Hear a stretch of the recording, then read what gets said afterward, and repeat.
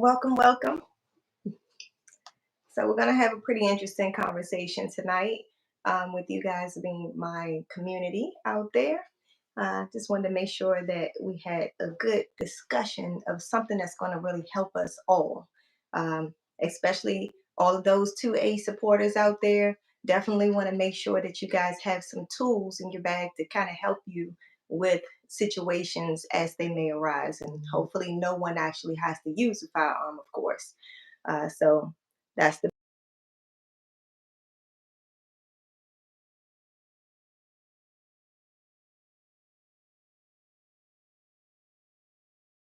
got a little messed up here. All right. So yeah, so basically, hopefully no one ever has to use a firearm in a line of self-defense. So the goal of the conversation tonight is to make sure that you guys have the tools you need to de-escalate situations. So that is our conversation tonight. So as I wait for some to join, I'll just give a little thank you guys for helping us get to this point of, gosh, I can't tell you how many subscribers. It's going on 4,000. We're just a few away from 4,000. So go ahead and hit that subscribe button if you haven't subscribed already. Definitely would love to have you be a part of our community at Shoot the Sh. It's a really, really good, fun place for us to discuss different things that revolve around firearm and revolve around women empowerment. So I definitely look forward to having you guys be a part of the community if you're not already subscribed. So definitely press that subscribe button if you haven't already, though. So our discussion tonight is really, really interesting. Please, if you can let me know if you can hear me okay. Just want to do like a sound check. So if you just put in the chat box area that you can hear, that would be great. Just want to check the sound before I continue.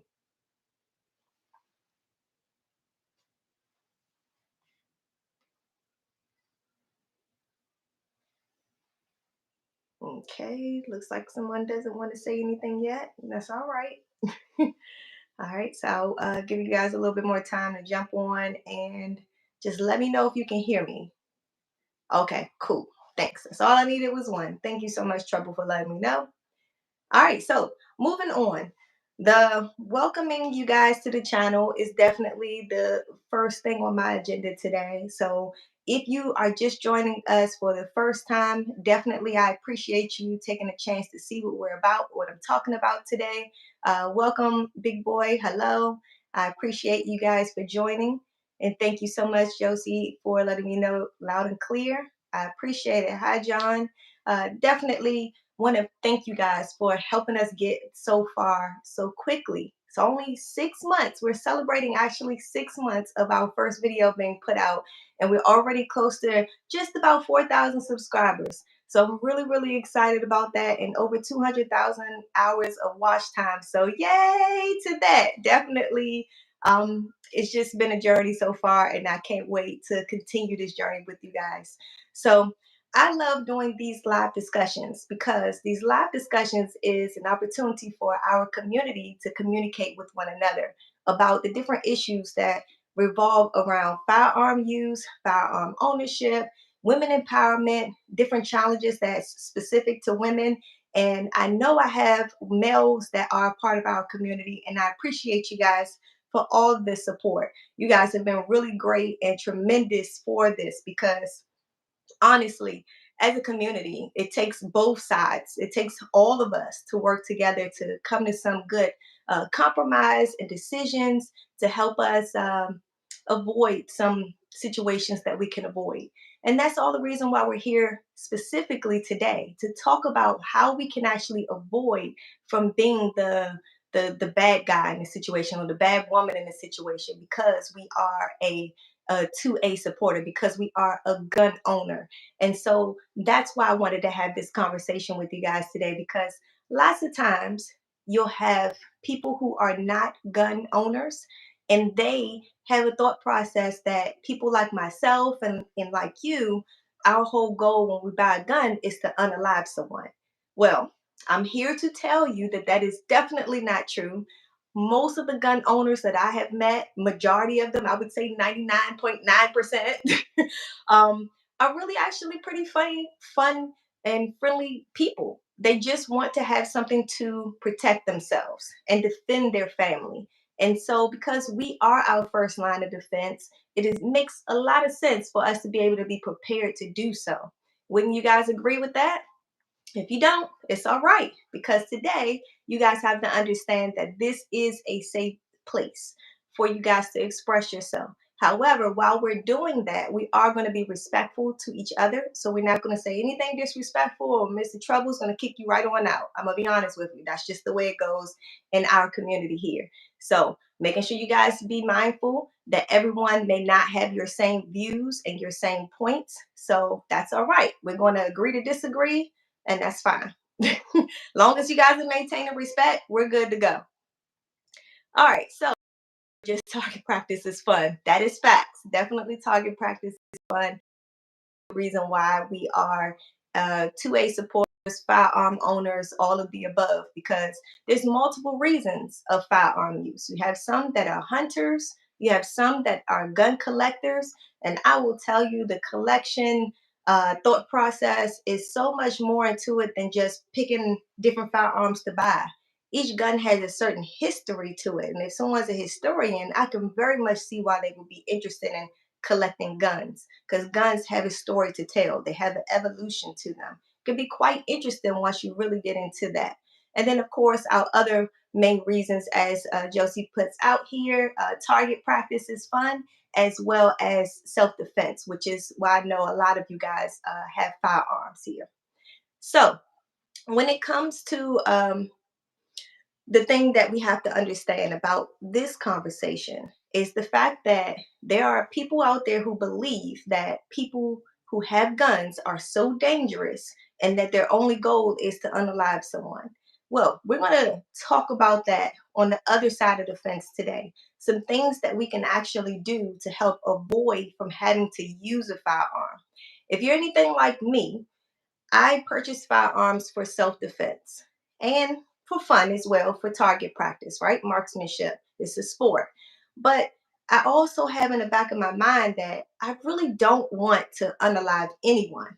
And if you know me personally, if anybody out there knows me personally, you'll know that I'm not a person that wants to fight anyone. I don't like hurting people. I don't want to hurt anyone ever. And so I do my hardest job of de-escalating any situation, because I don't want to be in that place where I have to use my firearm in a line of self-defense. So here's some things we're going to start off with here. The fact that we have to assess the threat level. You have to be very conscious on what exactly is the threat. Is this threat towards you personally, a loved one, a friend or family member? Or is this threat not actually towards a person, but towards property, your car, your house? And unfortunately, I'm going to have to put this out there too. It could also be your family pet. Most states will actually agree that a family pet is considered to be property, not like a person, or someone that you can actually protect with deadly force.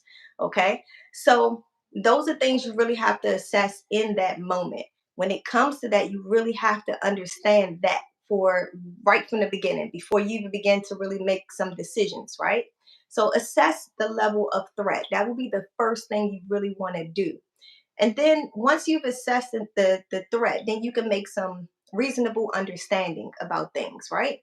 Well, let's walk through that a little bit, what that actually looks like, because you're going to need to actually recognize any signs of escalation. So, you're looking for body language, you're looking for vocal tones for anyone who is considered to be the aggressor, and you need to see if they have any weapons, any things like that right away. Anybody give me any ideas of what a weapon might be? So if you can just put that in the chat box area, what a weapon actually might be. If you're at the groceries, well, let's say you're pumping gas in your car and somebody's approaching you. What item might they have in their hand that can be an actual weapon that you might be fear for your life for? Just go ahead and throw some things out. That's right, heckler. I know you're a weapon out there. So, and that's the thing about it. That's the true fact about it. That anything could really be a weapon. But if you guys could just give me some examples of what things might be a weapon that you would be concerned about someone approaching you while you're pumping your gas at the gas station. Okay, a glass bottle. That's a good one. Yep, that's a good one. And I'm pretty sure there's plenty of them just hanging around, and especially in some of our neighborhoods, right? Yeah, it's one of those things that's readily accessible a lot of times, especially if you're at a gas station. You can go and buy something, a beer or something, and it's there, assuming that you live in a place where the gas station sells beer. I know there are some out there that doesn't. But yeah, it's one of those things that you could easily find accessible to you that may actually mean you harm or you might feel in threat for your life. A baseball bat, okay, definitely a good one, Drew, that you keep in your trunk. That's a good one to do as well. I like the whole baseball bat thing because it crosses that line of having multiple uses and it's not necessarily something that you will get in trouble with the law for having, things like that. And you can carry it around plenty of places and be all right. So I love that because it does have multiple uses. And the thing about it is anything can actually be a weapon. That's the funny part about this whole conversation. There's plenty of situations in which a pen, a pencil, anything can be a weapon. Honestly, okay. Yep. And you're right, DMV. You said it right when I said it. Anything that you pick up can be actually a weapon. All right. So, recognizing the signs of escalation is really important. You need to be aware of, do they have a weapon? Are they verbally having some cues that are concerned for you? Are they talking in this tone or are they at a 10? You know, you have to understand that and discern that. And then also you have to look at their body language. Are they creeping up on you? I mean, honestly, you can tell if somebody's creeping up on you, but if you're not paying attention, you might miss some of those cues. So be um, very, what's the word I'm looking for? Observant in knowing your surroundings and starting to read body languages and things like that because you have to be prepared for whichever way this conversation or encounter goes with this person. So, you also have to maintain being control of your own emotions. So a lot of times you'll find that if we get really upset about something, it's very hard for us to actually think clearly. And so with that being said, you have to make sure that when you are having any kind of interaction with someone that you have a clear mind, that you can process what you're saying, what you're hearing clearly, because these decisions that we're going to choose to make with our firearm will affect the rest of our lives. This one moment is going to affect the rest of our lives, so it's important for us to make a decision that we can live with. Okay, so we're at that line of, is this a moral, ethical decision? Is this a legal decision? All of these things definitely should be something that's going through our head at the moment. Uh, and ultimately, obviously, safety. So, again, goes back to our original thing. What are we concerned about at that moment? If we're concerned about our safety, then all the other things might check off as far as this is legal to use. This is morally and ethically okay to use at this time. But if we're using the firearm to scare someone else away, or if we're using the firearm to protect property, these may be some reasons as to why it may not be a moral, ethical decision to use deadly force. It may not be a legal reason to use deadly force. So these are things that we have to consider in that moment.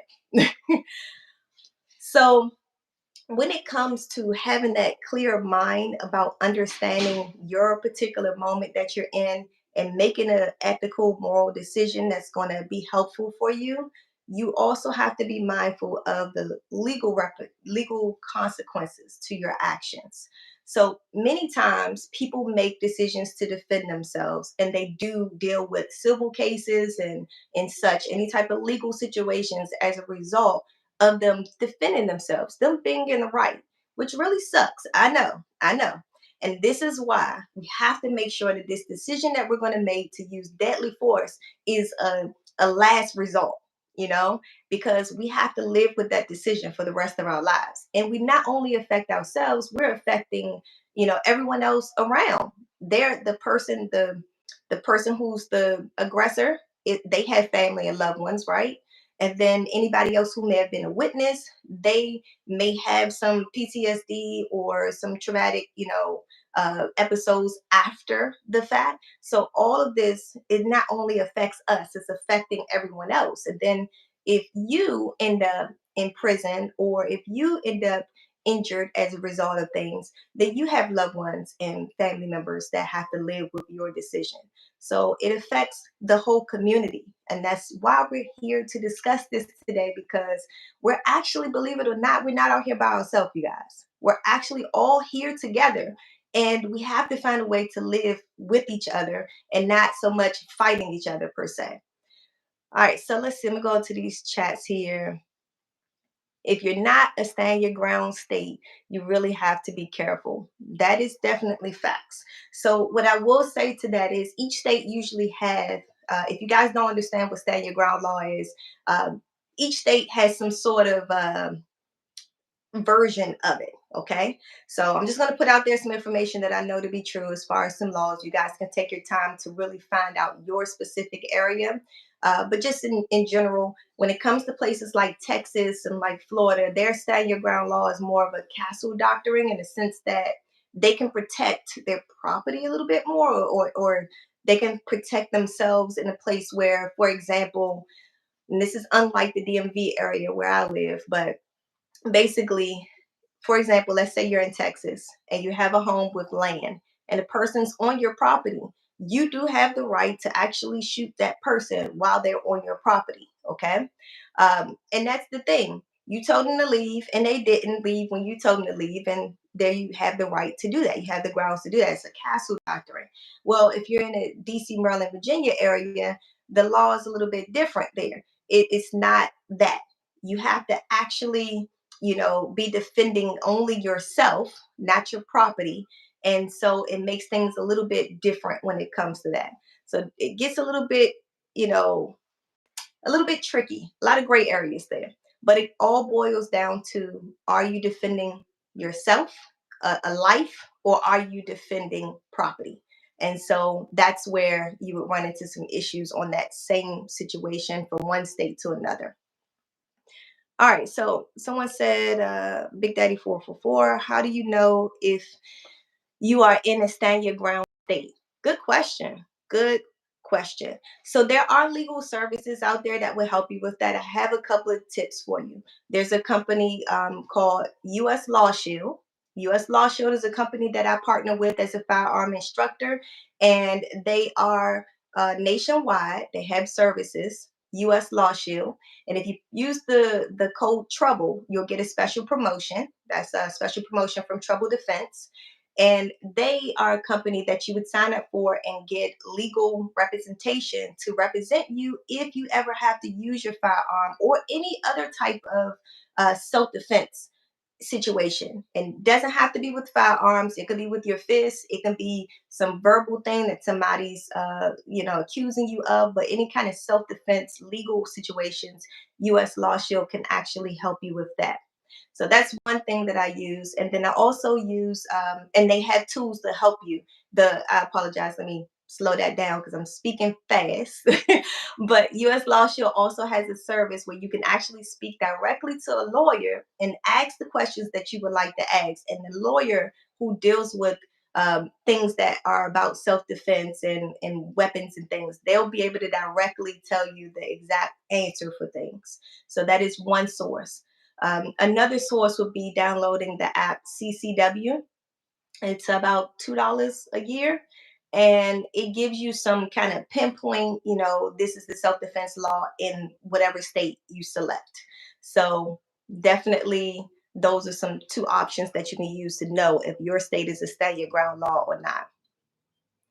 All right, so let's see. Josie said they should be a list online, and you're right. You can Google it, Josie. The thing about that is information changes. So you have to be mindful when you do go down that rabbit hole of like Googling things or binging things, researching it.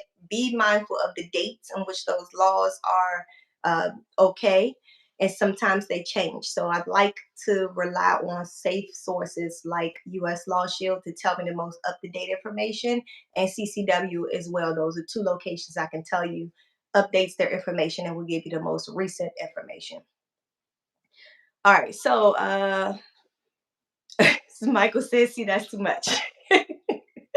Okay. Well, Michael, I hear you. I know that's too much, but what I will tell you is definitely US Law Shield will help you. And they do have like a student handbook that's going to give you information specifically to your state.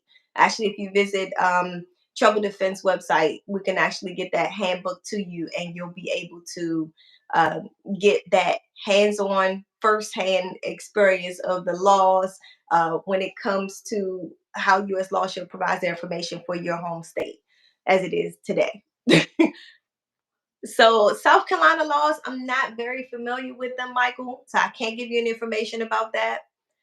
So I wouldn't be able to answer that one directly. I'm sorry. I don't provide classes for South Carolina right now.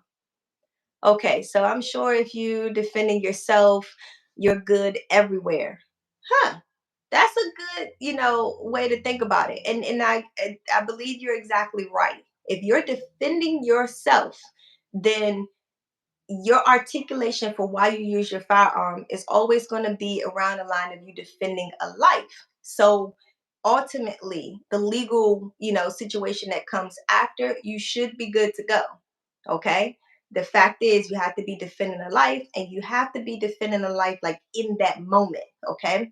I'm going to go ahead and explain to you guys. I know, for example, DC, for example, DC has a law about not retaliation. Okay. They're saying you cannot retaliate. So you can defend yourself in that moment, but you can't go later on and say, oh, okay, I'm gonna get that person back, basically. So just to go on to what you said is making sure that you're defending yourself, then you're good to go. But it has to be defending yourself in that moment, not defending yourself later on. You should be good to go. All right, so they said I'm macing people. I know that's legal everywhere. Okay, now you do have to check the law about the mace though, because there are certain forms of mace, and I wouldn't be able to tell you the specific ones, but there are certain forms of mace that's not allowed in some states. So you do have to do some research about which ones is okay in your state area. And they said get bear mace, it works better. Well, that makes sense. I would have to agree with that. I would have to agree with that. But again, still check your laws in that state about the bear mace. Okay, so in your house, yeah, definitely in your house, you should be good to go. As far as defending yourself, Michael, let's see. I think you said earlier, I'm just trying to go back to what you said. About the stand your ground law, I think. So yeah, I'm pretty sure in your house you're good to go when it comes to that. Again, self-defense, not defending property. That's where I know you would be safe. As far as defending property and things like that in South Carolina, I could not answer that specifically. But what I will tell you is self-defense, you're good to go. Welcome, welcome, Lioness Defense and Mike. I see you guys out there. All right, let's see. Do you get a handbook when you get a gun? That's a good question, Mike. Good question. But there are handbooks. If you definitely sign up with US Law Shield, there's definitely a handbook about the laws in your specific state. And it's a free downloadable handbook that you can actually get digital version so that you can actually get that. And if you send me a email at at gmail.com, I can actually send you the link and that way you can just have it. So just email at gmail.com and I will send you the link for that free handbook so you can download it and have it for your state. So, and if you sign up with US Law Shield, then you'll also have the lawyer that you can actually talk to and get verbatim information as the law is. All right, so let's see. You give great information, but The laws, yeah, the laws are messed up. And I understand that you don't trust them. And this is why I'm telling you, you should have legal representation. So make the best decision you can in that moment to defend your life, not your property. Okay. That's something I can say is all over the nation. Defend your life, not the property. And then when it comes to the legal case after the fact, have legal representation already set up for that. Don't wait till after, because I'm telling you right now, the information I was given is costing anywhere between like $7,000 to $10,000 to have a lawyer on retainer for these situations for after the fact. If you sign up for something like U.S. Law Shield, we're talking about like $30 a month. They have different packages, but it's about $30 a month, and that they don't charge you anything extra, even if you do have to use their services. So that's one of those things. So, dear me, you calling me? I hear you. I hear you. I'm going to refer you to U.S. Law Shield. I'll help you the best I can, but I'm going to refer you to U.S. Law Shield. Okay. Yes, you need a Big Daddy 444. You need a lawyer when you own a gun. Yes, you do, and you definitely want to make sure you have it beforehand, not after. Okay. And I think Linus Defense is saying 20K in DC as far as having a lawyer. She may know some things, and I'm telling you guys, she may be onto something there. For criminal charges, 20K in DC. Okay, that makes sense. So you guys are hearing it. She's another legitimate source you guys can reach out to for questions and things too. But just know you should definitely have a lawyer if you are going to own a firearm. All right, so let's go back to this here. After we think about the whole legal, obligation, the fact that we have now assessed our situation and understood whether or not this person is an actual threat to our life, or can we use some maybe less than lethal ways of defending ourselves, or can we simply leave? Okay. There's a possibility we can actually just leave the situation, right? So before we get to all that, let's think about this. One thing you could do is you want to keep a legitimate amount of space between you and the aggressor, right? So there's ways of doing that. You can de-escalate the situation by simply speaking with them, okay? You can offer solutions to the problem that they have, whatever their problem is, or you can simply just try to leave. But your whole goal is to de escalate the situation. The means that you have for that is verbally expressing yourself and trying to understand where they're coming from. And hopefully the situation is something that you can talk through. And if it's not, then you do have your, means of non-deadly force or deadly force, because you can use mace, which is a non-deadly force. Um, a bat is questionable, okay? That can be considered deadly force, okay? But when it comes to those type of things, okay, there's a different reason for different levels of things, right? So you guys want to really look at the body language of the aggressor to see if it's changing. You can kind of really see someone's demeanor and approach a lot by their nonverbal communication. What is their face expression looking like? What is their body language looking like? Do they have their hands in fists? Do they have their hands behind their back? It's all types of things. They have their hands in their pockets. Watch those hands, okay?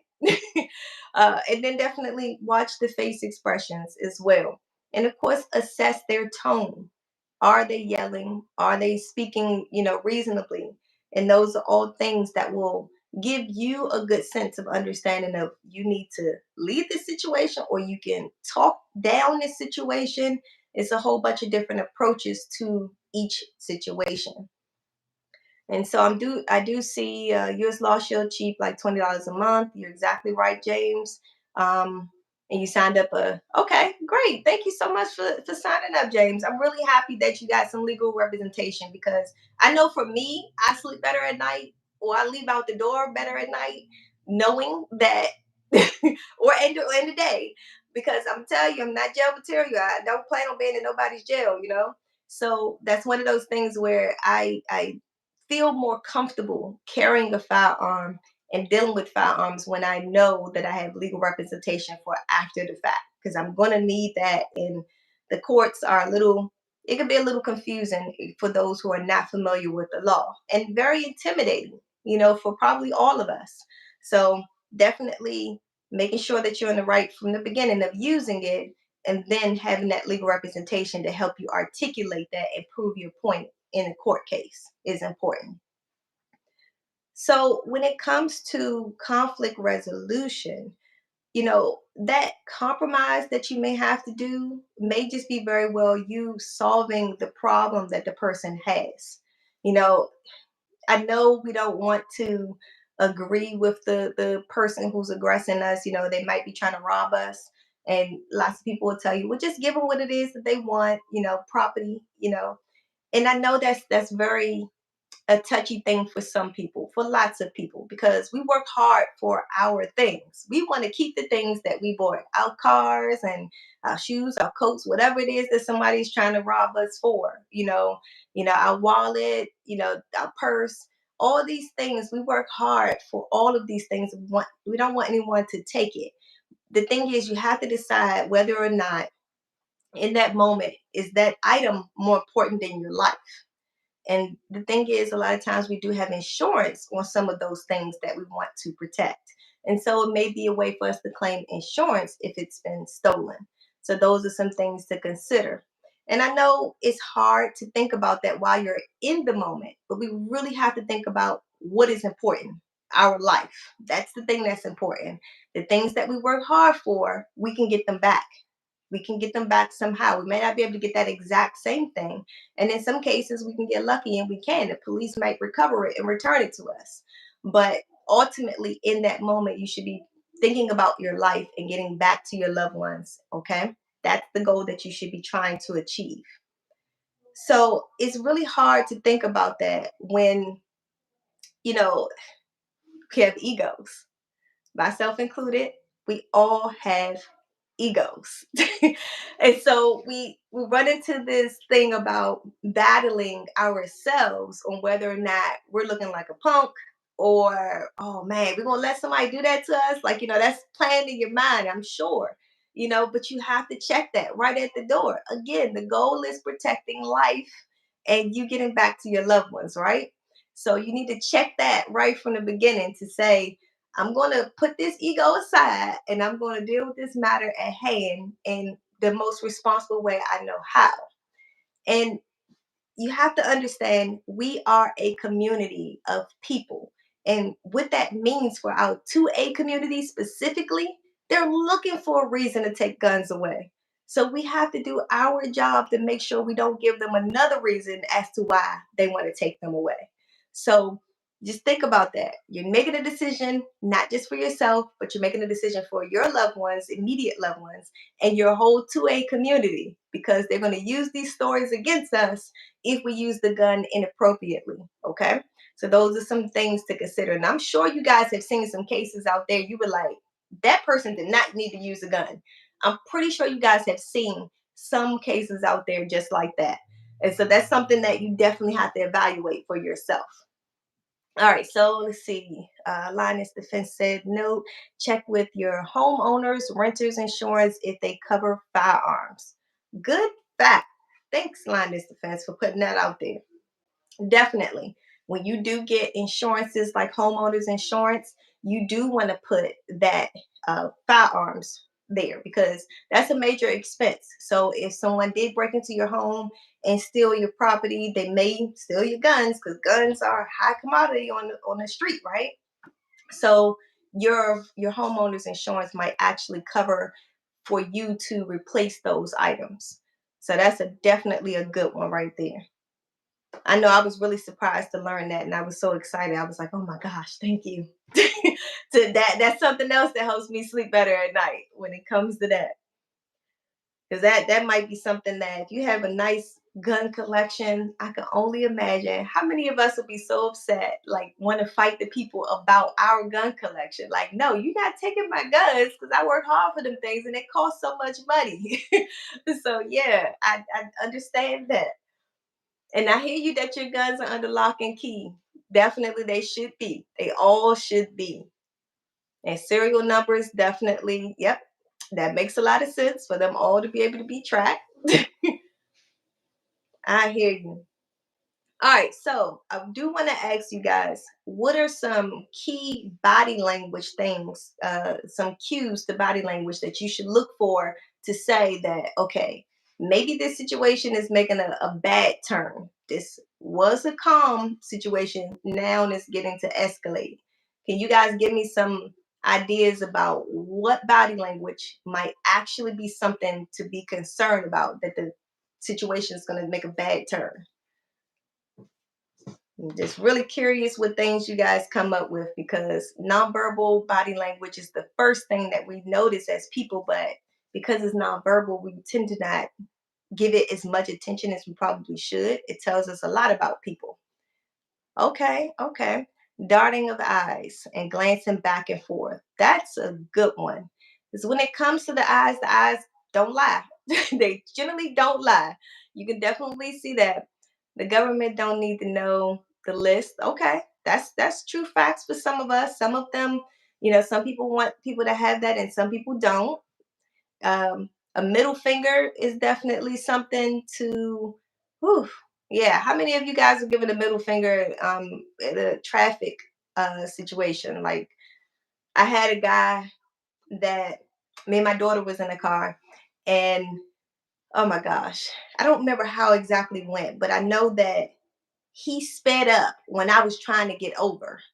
And instead of him just like letting me get over, because I was trying to get all the way over, he just did like something really aggressive and like swerved around or something. No, he came up behind us real fast. That's what he did. He came up behind us real fast, and then he backed off and they came on the side of us. And then he was just giving me all types of middle fingers out the window. And I was like, wow, dude, if you only knew, like, if you only knew, you need to stay in your car. Be nice, sir. I mean, it was like so aggressive. And I'm like, you see, I have a teenage daughter in my seat, in my driver's seat, and you still acting like that, grown man? Are you serious? The disrespect was just totally unnecessary. I'm like, he just better be lucky we were on a busy road. And I know I have to be Mrs. Friendly when I have my firearm and things. So it's like, I'm not going to let something like that make me get out my car and act all crazy, because it's just not going to go in a good way. I can easily just keep driving like what I did. So it's one of those things. And then it's just, too much eye contact. That's a good one right there. Agitated, definitely agitated is another one. When it comes to, these are some cues to let you know that the situation is about to make a bad turn for sure. Oh man, yeah, the middle finger. You try to fight. I hear you. I hear you. And that's, I think that the guy took advantage of the fact that he knew I was in my car and he was in his car and it was on a busy street. Because I feel like sometimes people do stuff they know that they can get away with, because they know the situation isn't conducive to the person actually doing something, at that time. Because I mean, really, neither one of us ain't getting out our car on a busy street when it comes to something like that. Not unless it was a light, and it wasn't a light for him. He had to keep going. So let's see. Take the tag number down. I hear you. I hear you. You're right about that. You are so right about that. Taking that picture of that tag number. You are so right. You ain't never lie when you say behind. Oh Lord. So when it comes to any type of things that we have to consider, I know now we have to think about social media and how social media can actually escalate to be something totally different. I mean, for God's sakes, we have bullying on social media. We have people actually wanting to and actually attempting to and being successful of taking their own lives as a result of things that they've encountered through social media. So when we think about that, what are some key things that you guys might think, okay, this situation is going to get worse on social media? So I'd be interested to hear some of you guys' thoughts about that. I know if you guys are in the metaverse, I know things can escalate quickly with some guys and some girls there too. Like, and even on, Instagram or whatever DM someone's on, they can say some pretty nasty, mean things. And so I'm just thinking, like, what are some key things to let you know that those situations might begin to get bad? I mean, I know for one thing, as a woman, you're concerned about stalker behavior, right? I know that's one thing. That's definitely something I would be concerned about and paying attention to. Um, okay, keyboard warriors turned up. Okay, they'd be cool then. When it comes to the whole social media thing and people being on the VR, I know a lot of times you'll hear people say threatening things and hateful words and all types of things like that to people. I've heard so many women being called bees and things like that just because. And I'm like, man, these people would not say that if they were in person. I swear I don't think they would treat people like that if they were in person. And it really sucks that people hide behind masks and do things like that, you know? But realistically, we all have to remember that we're all human beings. We all exist somewhere on this planet. And if somebody really want to find you, they gonna find you. And that's just the bottom line, especially if you're on social media, they're gonna find you. All right, so let's see. All right, so do you guys think that and I'm a prime example of this, okay? I'm a believer that you can't control other people's, actions and other people's thoughts, but you can control yourself. So do you believe that, or are you in agreement with, if you control your own emotions, you can actually ultimately de-escalate a situation sometimes, you know? Are you in agreement with that? Is my question with you guys, because I understand that if I'm speaking in this mild mannered tone, that the other person, most likely eventually they'll come to that level too. But if I'm speaking all rah rah rah, upset, da da da da, that person's also going to do the same. I feel like they're going to be a reflection of that as well. And so 85%, I hear you. That's facts. But honestly, if you control yourself, it could also go a very long way to help the outcome of the situation. Is what my goal is here today. I just want you guys to be aware of your surroundings, make good moral ethical decisions that is ultimately not going to land you in any legal problems. Even if you are put in handcuffs, taken to be questioned and investigated. That's just the normal part of what police work does. Even if you do have to go through all of that, the point is at the end of the day, you could have proved your innocence because you were defending yourself. You were defending your family members. You were defending a life by deadly force, not defending property, not some stuff that you could have avoided. Check your ego. Make sure you're not making a decision because in the back of your mind, you're thinking, I'm not going to let this person play me. Okay. So, hopefully, you guys can leave this conversation today with a more clear understanding of how to approach these situations that might be questionable. I hope that I've given you guys some more clear cut understandings to some gray areas. What can be your determining factor or of you using deadly force versus using non-deadly force? What's your determining factor of leaving a situation, just walking away if you can? So I hope I left you guys with some information like that today. So if you guys have not already given this video a thumbs up, please do. If you've not already subscribed to the channel, please do. Because we do have some really good conversations coming up here in the next couple of weeks. And we do have some more great interviews and some other little cute little videos coming out as well.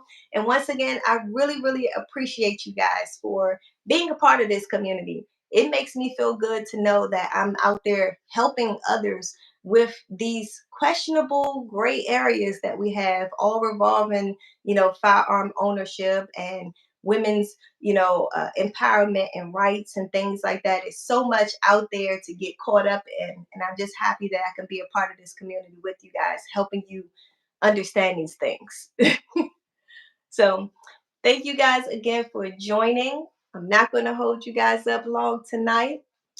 Thank you again, and I will catch you guys next time. Stay tuned.